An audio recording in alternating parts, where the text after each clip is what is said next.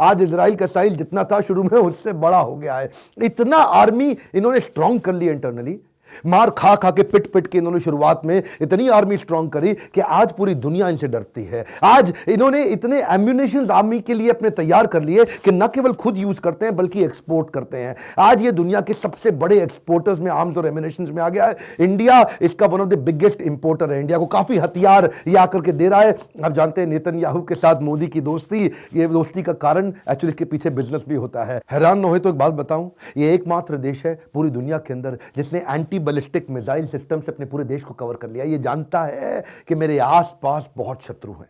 आप इस पे कोई मिसाइल छोड़ तो दो, आप इस पे कोई रॉकेट किसी प्रकार का अटैक कर तो दो, हर चीज हवा में ही खत्म हो जाएगी, इनकी जमीन को छू ही नहीं सकती। और वैसे इन्होंने उसकी अलग तैयारी ऐसे कर रखी थी, बंकर बना दिए पूरे देश में जगह जगह। जैसे ही कोई युद्ध होगा एक सायरन बज जाएगा पूरे देश में, लोगों के पास बंकर होंगे, ऑफिस में बंकर, घर में बंकर, बिल्डिंग, मॉल, कहीं भी चले जाओ, खेलने का स्टेडियम होगा वहां भी बंकर होंगे। ऐसे क्या उसके नीचे चले जाओ कोई आपको खत्म ही नहीं कर सकता।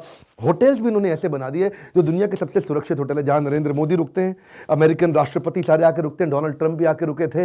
ये ऐसा होटल है कि इसकी बिल्डिंग को आप किसी भी बम से खत्म कर दो, उड़ा दो, पर उस कमरे के अंदर कुछ नहीं होगा।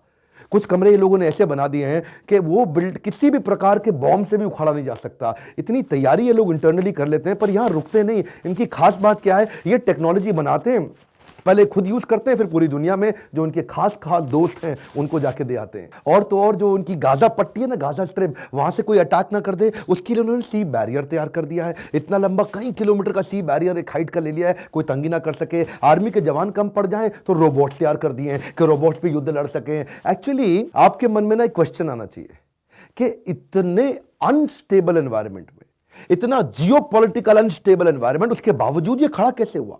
आसपास अनस्टेबिलिटी थी पॉलिटिकल, लेकिन अंदर इनकी अपनी पॉलिटिकल सरकार बहुत स्टेबल थी।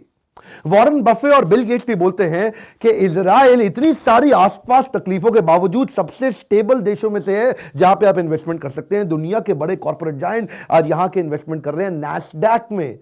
अगर आप देखें लिस्टेड कंपनी में इजराइल की कंपनी चाइना के बाद सबसे ज्यादा है।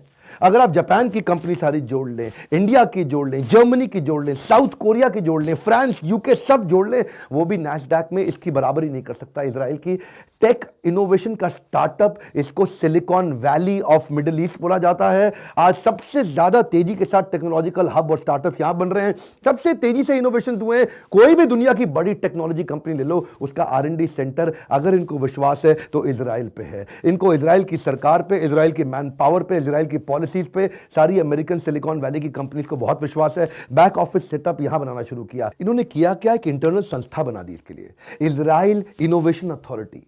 उसका एक ही काम है, 4.5% अपने जीडीपी का हिस्सा इनोवेशन को बिल्ड करने में, रिसर्च को बिल्ड करने में डाल देते हैं। ये अमेरिका ही है पूरी दुनिया में जो इतना पैसा रिसर्च और इनोवेशन में डाल रहा है। उसके बाद नंबर 2 वर्ल्ड के अंदर इजराइल है। जीडीपी का इतना बड़ा हिस्सा कोई नहीं डालता है। यही तो कारण है। आज देखिए माइक्रोसॉफ्ट के विंडोज कहां बने, वो माइक्रोसॉफ्ट यूएस ने नहीं बनाया, माइक्रोसॉफ्ट इजराइल ने बनाए। सिस्को ने अपनी सारी टेक्नोलॉजी यही तैयार करी। मोटरोला का जो फोन हुआ करता था ना, पहले दुनिया में फोन आते थे, वो ईंट जैसे फोन आज तक आप इस्तेमाल कर रहे होते अगर मोटरोला ने इजराइल के अंदर बैठ करके उसको इनोवेशन बिल्ड नहीं किया होता। पहली बार फोन का साइज जो एक्चुअली छोटा हुआ दुनिया में यही हुआ। यूएसबी पोर्ट और यूएसबी जिससे आप आज ट्रांसफर भी करते हैं, जो पेन ड्राइव होती हैं, पेन ड्राइव भी और यूएसबी पोर्ट भी कहां बने, पहली बार इजराइल में ही बने थे।